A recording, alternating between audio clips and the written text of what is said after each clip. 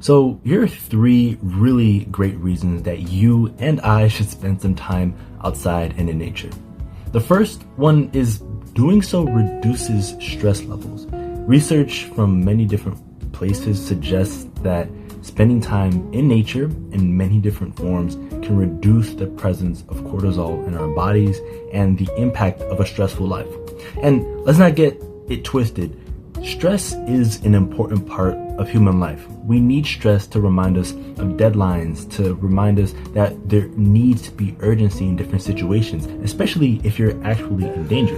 But constantly being exposed to stress from school, from work, from the political situation, from the economic situation, from, interpersonal situations in your family, just stress all over. Constant exposure can really impact your mind. It can help you develop anxiety or lead you to depression or other things that put you in a state that isn't just like, I'm having a moment of stress, but something deep. And, research suggests that when you spend time, for instance, at a park or in a garden or in a general green space or even at the beach or in a forest, like many different natural settings, you can reduce the impact of stress. You're not going to eliminate it. Like, stress is going to be part of our lives. And some people lead more stressful lives because they have more responsibilities or things out of their control. But spending time outside, spending time connecting to greenery, to animals, to bodies of water can really reduce that stress because it helps you connect to something outside of your sources of stress. Which leads me to my second reason that you and I should spend time outside, which is doing so changes our perspective. So when you spend all this time on this screen, whether it's the screen you're watching this video on or another screen, your video games, your laptop, your computer, your PC, whatever, you're there. You're in that digital world. We're in this digital world. And at least for me, and maybe for you, spending all that time there can make you forget that there's an entire world out here. I mean, really, like, just peep the world. Look at the world. There's a whole world out there. So, when you step outside of the screens and you step outside of the rooms in which you're watching your screens, you can realize that the world is bigger than the problems that you're scrolling through. One of the challenges I've faced throughout my years, I'm 23, is like just spending way too much time on Instagram. I started using Instagram in May of 2013 in 5th grade, and after all these years, I still struggle to balance my use of it, and I just get caught in these traps of I'm just gonna check what my friends are doing, and then I check what a couple of my friends are doing, and that's a 15-minute chore, and then I find that I've lost 10 hours of my time, and I think, oh my god, this is the only thing that matters, this feed. And then I realize I put my phone down and I step outside and I'm like, oh my gosh, this tree is pretty dope. The wind is pretty dope too. The birds sing, the ants crawl, the worms do their little thing. And that moment in nature, in its many different forms, helps change my perspective away from whatever I was focusing on. And even if it's a momentary change in perspective, I need that. And we need that as human beings. We can't just focus on one thing all the time, especially if it's negativity. And trust me, there is an abundance of negativity, and that impacts our mental health. It makes us obsess and get anxious and fearful and retreat away from one another when we really need to connect. And spending time in nature, at a park, at a beach, at a garden, helps us reconnect and helps change our perspective. Lastly, a third reason for just spending time outside and in nature is it can help us cope with mental illness. So I'm not just talking about acute moments of stress or fear. I'm talking about those of us that struggle with things like anxiety or depression or PTSD or any number of issues that kind of drag on. So again, research does suggest and has indicated that nature-based therapy and nature interaction can actually reduce the symptoms of things like PTSD, anxiety, and depression.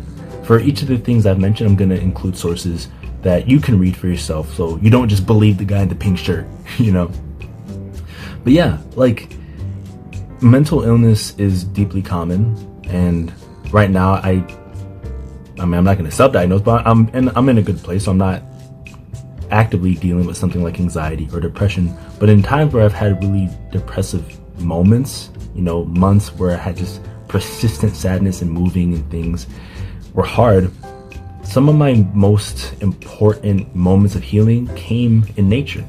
I remember that, you know, it's 2025, so 3 years ago at the end of my sophomore year here at Georgetown, I say here at Georgetown because I'm here right now visiting, I had a really tough time.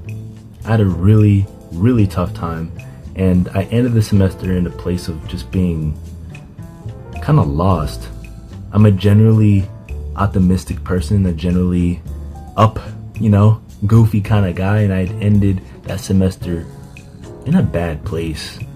And I had made good friendships and I had good relationships with my professors, but my time at that point in time in university left me nearly depressed. I mean, from the perspective of my parents, they were like, bro, you look depressed. My dad even told me, you look like you're carrying something. Like, you physically, your body looks like you're carrying something. And it felt like I was carrying something. And even I had colleagues who I visited over the summer who were like, you look like something's changed in your eyes. And it took the better part of the second half of 2022 to not be carrying as much. And a big part of not carrying all that, you know, call it depression, call it a down period, call it a rut, was interning at a farm and doing work at a farm that I worked at the summer before. And I spent a lot of time there, and I met people and was helping run a program there, and that interaction, that social interaction, was really important. But time literally with my hands in some soil, looking at bugs and birds and snakes and vegetables and flowers and all those things, time doing that truly, genuinely healed me. Yeah, on my last day at the farm that year in 2022, before I went back to Miami, Florida, where I'm from, I wrote a poem, and I'll include that poem because it reflects how I feel. It reflects the fact that nature truly does have a healing presence. I don't want to speak for you, but maybe this resonates with you. I find that this world that we've created with air conditioning and cars and a magic brick that lets you talk to or watch some dude in a random place instantaneously at any point in time, and a supercomputer. Like, this world has a lot of incredible benefits, but it can also disconnect us from ourselves and maybe put us in deep mental illness spaces. And time in nature can help us get out of those kinds of spaces. And so, you know, for the 3 reasons that I mentioned, be it, you know, reducing your stress levels, changing your perspective, and or coping with mental illness, getting outside and spending time in nature is so dang important. Now that I mentioned 3 really great reasons that spending time outside in nature can help you and me improve our mental health, let me tell you how, right? So how can you do that? I mentioned that you can spend time in different places because nature isn't just one thing. It isn't just a wilderness. You don't need to go to like Alaska or Colorado or some tropical island paradise to experience nature. You really can go somewhere as small as a tree. There's a tree that you like, big or small, spending some time underneath that tree can really help you out, believe it or not. If it's not a tree, then if you're like me, you live near the coast, go to the beach. If you can find an hour and a half to like drive, spend some time at the beach and then leave, that's great. Exercise that privilege. Not everybody lives near a body of water, but it doesn't need to be a beach. It could be a lake, it could be a river, it could be a pond, whatever. And if it's not the beach, then try going to a park. Parks are typically free. And if you can spend time going on a walking trail or maybe sitting on a bench and just chilling at a park, I would suggest that. It's a good idea. So, we've got underneath the tree, we've got a beach, we've got the park. You can volunteer at a garden. I'm gonna always talk about the transformative role that gardens have in our world. And people have small gardens or big gardens, or you may even want to visit a farm, but interacting with aspects of nature like plants and insects and birds in that way can really take your mind off of whatever's causing you to be in a bad place, So try going to a different place. Aside from changing locations, another important aspect of going outside and spending time in nature is being mindful, right? Being intentional and being mindful. So when you step out, try to pay attention to the different elements around you. If you're at the beach, pay attention to how the sand feels beneath your feet. Are the grains like really small and smooth, or are they like big and chunky and kind of rugged? What's the temperature of the sand? Does it feel warm underneath your feet, or is it kind of cold, or maybe different kind of temperature, right? Can you smell the saltiness of the sea or ocean in the breeze, or do you got to get like up close and personal to really feel and smell the saltiness? What about the water, right? What does the water look like? What's the color? If you're dipping your toes or if you're swimming, like what does that feel like? What words would you use? Ask yourself those kinds of questions. And I'll include some reflection questions that you can use while you're in, any natural setting so that you can be a bit more mindful, right? You can apply those to another setting, be it a forest, or if you live in a really dry place like a desert. There's a way to approach your interaction as a human with nature that can unlock the mental health benefits of interaction with nature. So be mindful. And the third thing I'm gonna share, because I like doing things in threes, is put your phone down. If you're gonna be going outside and you're gonna go spend some time in nature or in a yard or whatever, consider putting your phone down. Consider closing your laptop. Consider turning off your notifications. Consider not bringing your headset if you're a gamer, outside. And if it's just for 5 minutes, right? Because we all have different demands. Some of us need to be on call because we have responsibilities with family or work.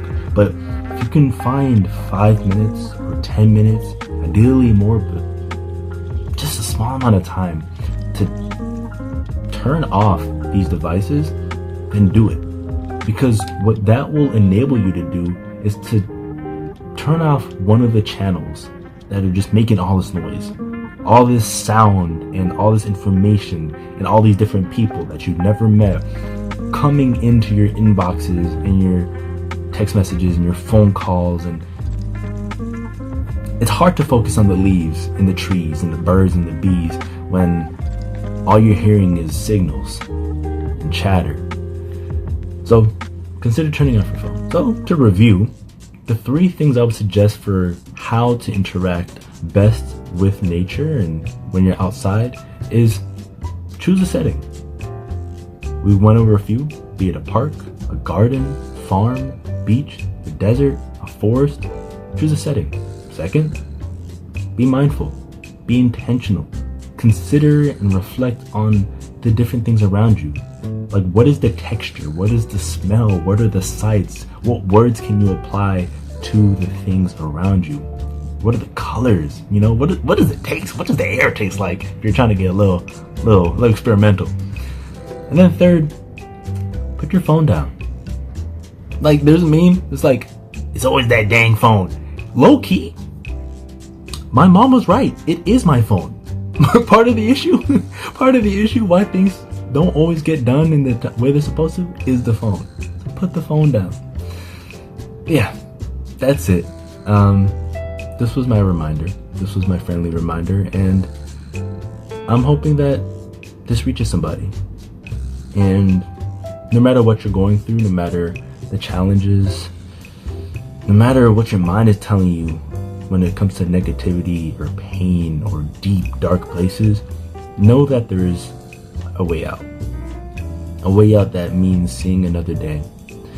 That means that you're not alone. That means things get better. So, hope you're doing well. Hope you're the best. Yeah. Peace.